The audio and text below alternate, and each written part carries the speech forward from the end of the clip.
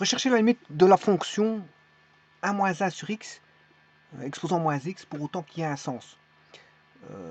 À étudier les limites en l'infini, en soit l'infini plus l'infini, soit moins l'infini, ou voir les deux, plus ou moins l'infini. Donc pour ça, ils vont étudier le domaine dans un petit instant. Mais avant toute chose, quand on trace la fonction f de 1 moins 1 sur x, exposant moins 1 sur x, donne cette fonction-là. Voilà, ça c'est le graphe de la fonction. Voilà. Vous voyez qu'elle n'est pas définie entre 0 et 1, mais en moins l'infini, je peux calculer la limite, et en plus l'infini, je peux calculer la limite. Alors pour ça, tout d'abord, je vais remplacer dans 1 sur x l'infini. 1 sur l'infini, ça fait 0, bien sûr. 1 moins 0, ça fait 1, exposant moins 0, enfin exposant moins l'infini, parce que x tendant vers l'infini. Eh bien, ça c'est 1 exposant moins l'infini qui est une forme indéterminée. Hein. Alors, la limite, je peux vous dire, ça va être e. Cette limite va être, la réponse, ça va être e. Bon, ça a été trouvé, je l'ai calculé, donc il n'y a pas de problème. Le développement a été fait, donc ça va être e la limite. Alors, je peux bien vous montrer, la limite, ça va être e. Voilà, on a une asymptote horizontale d'équation y égale e. Voilà, donc ça c'est le résultat. Mais avant toute chose, on va étudier cette fonction un petit peu. Donc, vous voyez qu'ici, on a une limite qui est 1 exposant l'infini, qui est une forme indéterminée. La seconde chose, qu'est-ce que je fais? Je cherche le domaine. Alors, le domaine, le voici. C'est, je vais écrire l'écriture sous forme de exponentielle de moins x, ln de 1 moins 1 sur x. Et bien sûr, je vais décomposer, attention que là, c'est x moins 1 sur x. Voilà. Et comme il se trouve à l'intérieur du logarithme népérien, voilà, le 1 moins 1 sur x vaut x moins 1 sur x, qui est un rapport qui se trouve à l'intérieur du logarithme népérien, donc il doit être strictement positif.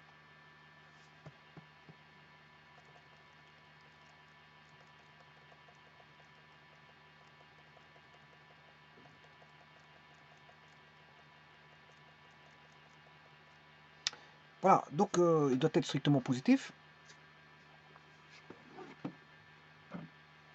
Et donc, le numérateur, je fais une étude de signes. Le numérateur, ben, c'est moins, moins, moins, moins, et il s'annule en 1. Donc là, il y a un changement de signe à partir du 1. Et donc, il est plus à droite, puisque c'est une droite croissante, et moins à gauche de 1. Par contre, pour le x, c'est une droite aussi croissante, mais sa racine vaut 0. Alors, là-bas, c'est la tendance moins l'infini, par là, c'est la tendance plus l'infini. Donc là, ça va donner moins 0, plus, plus, plus, plus. Et le rapport, qui est x moins 1 sur x, ben le voici, c'est moins par moins, ça fait plus. Moins par plus, ça va donner du moins. Et plus par plus, ça va donner du plus. Et donc, le domaine, ben, le voici, c'est, comme je dois prendre le strictement positif, c'est de la zone là-bas et la zone là-bas. Donc, c'est-à-dire, le domaine, c'est de moins l'infini à 0 qu'on ne prend pas, union 1 à l'infini qu'on ne prend pas. Donc, il y a un sens à calculer en moins l'infini et en plus l'infini, la limite. Donc, je peux calculer la limite en plus et moins l'infini, sans aucun problème. Qui vaut E d'ailleurs, hein, qui vaut E dans les deux côtés, hein, ça vaut E. En plus l'infini et en moins l'infini, ça vaut E. Alors ça c'est pour le domaine. Donc si je devais écrire le domaine, je vais écrire que le domaine d'étude de la fonction, c'est moins l'infini jusque 0 qu'on ne prend pas, union 1 jusque l'infini. Voilà, ça c'est le domaine. Alors maintenant, je vais écrire je vais calculer la limite de l'exponentielle. J'écris la limite exponentielle de la limite quand x tend vers plus ou moins l'infini, parce que c'est mon droit, parce que le domaine, c'est l'infini. On peut aller à l'infini dans les deux sens. Donc je peux calculer en plus et moins l'infini. Il y a un sens à calculer la limite en plus et moins l'infini, il n'y a pas de problème. Alors je l'écris sous forme d'exponentielle logarithme, sachant que je fais rentrer la limite à l'intérieur de l'exponentielle parce que c'est une fonction continue. L'exponentielle est une fonction continue. Voilà. Donc, ln de 1 moins 1 sur x, j'ai rendu exponentielle logarithme. Et donc là, au signe près, quand je fais ceci, c'est au signe près, ça fait l'infini fois 0. Et ça, c'est une forme indéterminée. Voilà. C'est une forme indéterminée, l'infini fois 0. Alors, vous voyez que je suis parti de un exposant à l'infini, qui est une forme indéterminée. Voilà.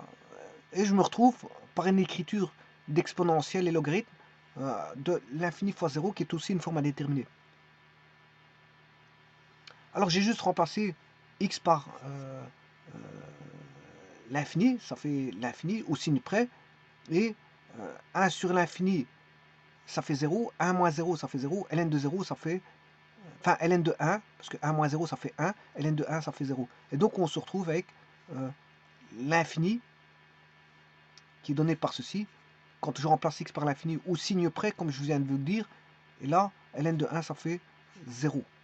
Donc on a 0 fois l'infini, qui est une forme indéterminée. Bon, en écrivant autrement, en prenant ce terme-là, hein, ce facteur-là, c'est un produit, ce facteur-là, je vais l'écrire en moins 1 sur x, voilà, comme ceci, et donc là, j'ai une indétermination 0 sur 0. J'ai une indétermination 0 sur 0. Donc, vous voyez le passage, je suis passé d'une indétermination au travers de l'énoncé qui était 1 sur l'infini, qui est une forme indéterminée, un exposant à l'infini. Ensuite, je suis passé par une écriture d'exponentielle logarithme en 0 fois l'infini, voilà, c'est une forme indéterminée. Et puis, en manipulant juste un coefficient, un facteur, que je mets qui était au numérateur, que je mets au dénominateur, j'ai une indétermination 0 sur 0. Alors, comment va-t-on lever la détermination? Alors ici, je vais juste écrire parce que l'énoncé, c'est 1 moins 1 sur x. 1, c'est 1 moins 1 sur x. C'est-à-dire, c'est x moins 1 sur x. Hein. Voilà. Donc, je devrais écrire x moins 1 sur x. Alors, je vais soulever la détermination par l'hospital, ce qui est du 0 sur 0. Voilà. Je dérive le logarithme népérien et je dérive le moins 1 sur x. Alors, moins 1 sur x, je l'ai dérivé ici, c'est 1 sur x carré. Parce que c'est moins 1 exposant moins 1, dérivé, c'est moins par moins, ça fait plus 1 exposant moins 2, c'est qui fait 1 sur x carré. Voilà. Et donc, je dérive moins 1 sur x qui fait 1 sur x carré, mais je vais dériver la dérivée de x moins 1 sur x. Alors, la dérivée de x moins 1 sur x, c'est x carré moins x. Hein. X moins 1 sur x, ln dérivée. Bon, il faut que je fasse un trait comme ceci.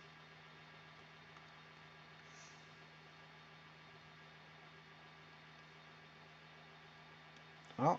Et je vais calculer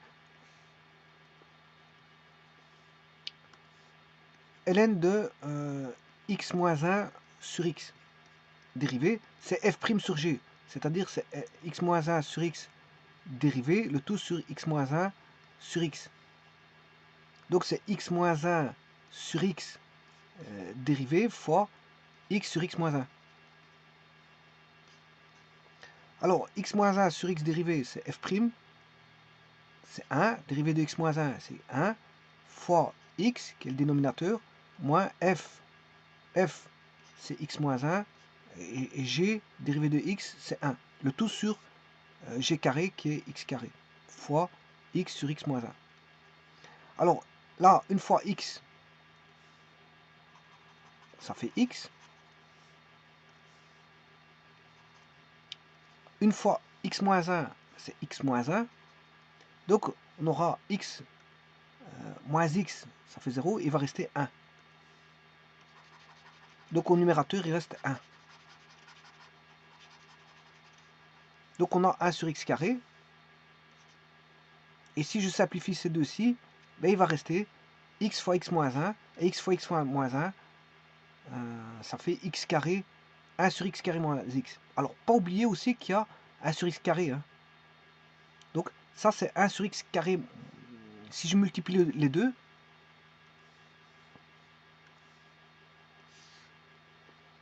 c'est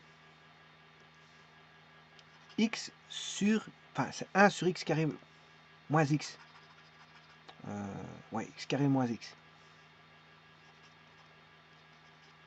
Alors, n'oubliez pas qu'il y a le dénominateur aussi. Il y a le moins 1 sur x dérivé qui vaut 1 sur x carré.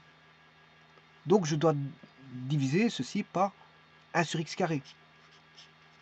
Donc, il va revenir au numérateur. On aura x carré sur x carré moins x. Voilà comment on calcule la dérivée de ln de x moins 1 sur x. Alors, là, qu'est-ce que je fais?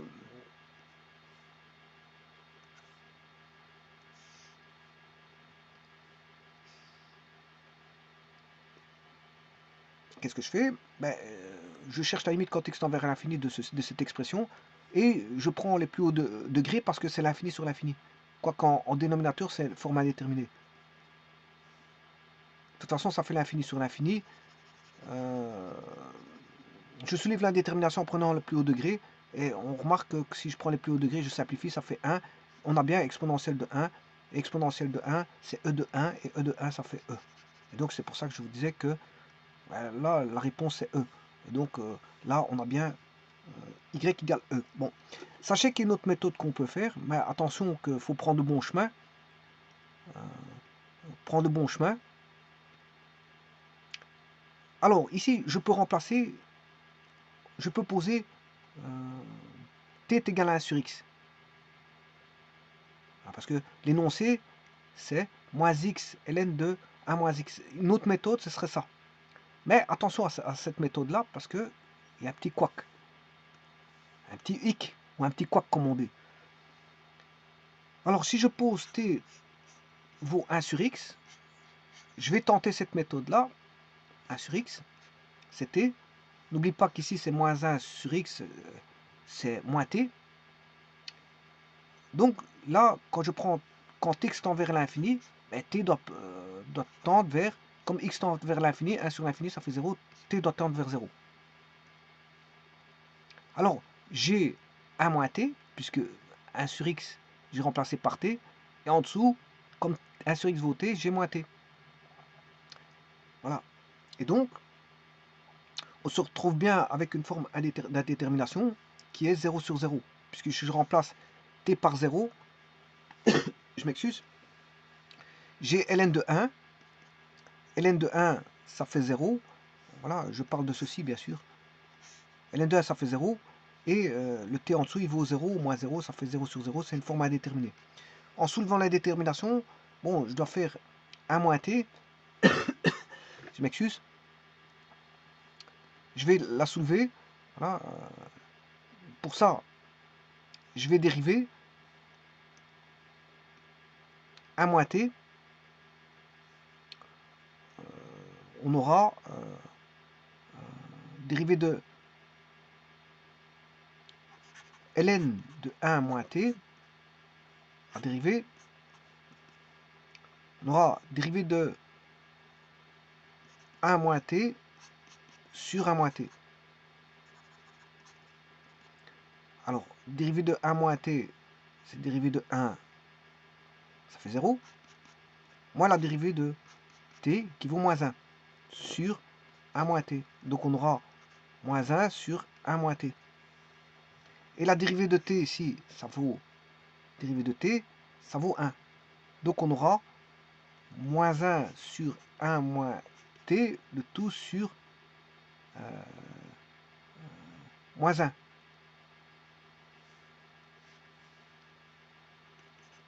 Voilà. La limite quand t tend vers 0, bien sûr. Donc ce qui fera limite quand t tend vers 0 de 1 sur 1 moins t. Bien sûr, il y a l'exponentielle qui est ici. L'exponentielle qui est ici. Alors ça fait 1 t tendant vers 0. Ça fait 1 sur 1, ça fait 1. Donc on aura exponentielle de 1. Et donc ça fait bien e de 1, ça fait bien e. C'est bon. Alors maintenant, je peux remplacer aussi le t par... voilà, je peux remplacer directement t égale moins 1 sur x. T égale moins 1 sur x. Alors si je remplace par moins 1 sur x, là, ceci vaut t. Donc j'aurai 1 plus t. Et comme au dénominateur, on a moins 1 sur x, moins 1 sur x au dénominateur, voilà. Donc celui-ci, ce sera 1 plus t, ln de 1 plus t, puisque t, je remplace par moins 1 sur x, de tous sur t. Donc je calcule ceci. Pas ceci, parce qu'à mon avis, celui-là, il est mauvais, mais ce sera 1 plus t sur t. Et là, on a du 0 sur 0, encore une fois, qui est une forme indéterminée. J'ai posé ici t égale moins 1 sur x, quand t tend vers 0, parce que quand x tend vers l'infini, moins 1 sur x tend vers 0. Voilà. Et donc là, de nouveau, je redérive. Voilà, je redérive de la même façon, hein, et je trouve l'exponentielle de 1. Parce que ln de 1 plus t, ben, ça fera dérivée de 1 plus t, c'est 1 sur 1 plus t. Et n'oublie pas qu'il y a t au dénominateur. Et dérivée de t, ça fait 1 là. La dérivée de t ici, ça fait 1. Donc qu'est-ce qui va rester? Il va rester 1 sur 1 plus t. Et c'est pour ça que j'écris ceci. Donc il va rester l'exponentielle dans la limite quand t tend vers 0 de 1 sur 1 plus t. T tendant vers 0, on a 1 sur 1. Et donc on a limite de 1, ça fait 1. Donc on a exponentielle de 1, ça fait e de 1, ça fait e. Donc je peux poser soit t est égal à moins 1 sur x. Il n'y a pas de quack, parce que j'ai cru qu'il allait avoir un quack. Et il n'y a pas de hic, parce qu'il n'y a ni de quack ni de hic, parce que je remplace t par moins 1 sur x ou t par 1 sur x, le résultat, on le trouve quand même. Donc il n'y a pas de problème. Et le résultat, c'est 1. Bien sûr, avec l'exponentielle qui est derrière, c'est-à-dire exponentielle de 1, c'est-à-dire que on a bien voilà, l'asymptote horizontale en y égale e. Et donc la limite quand x tend vers 0, hein, enfin la limite quand x tend vers l'infini, je m'excuse, la limite quand x tend vers l'infini, mais t tendant vers 0, c'est inverse, hein, voilà. J'ai fait un changement de variable, voilà, parce que bon, il y a un inverse, il y a deux inverses là-dessus, hein. Voilà, 1 sur x, si je pose si x tend vers l'infini, 1 sur x tend vers 0, donc 1 sur x étant la t, ou moins t si je prends moins 1 sur x. Et donc l'exposant là-bas sera aussi, quand x va tendre vers l'infini, voilà, si je prends t qui tend vers, si x tend vers l'infini, et que je pose t est égal à 1 sur x, ou moins 1 sur x, peu importe, ben, le t va tendre toujours vers 0. Donc on a des inverses, on a un jeu d'inverses ici, c'est ça. Par rapport à l'infini, je peux remplacer par une variable t où on a un jeu d'inverses. Donc on trouve toujours 1 derrière l'exponentielle, c'est-à-dire e de 1, c'est-à-dire e. Je vous remercie.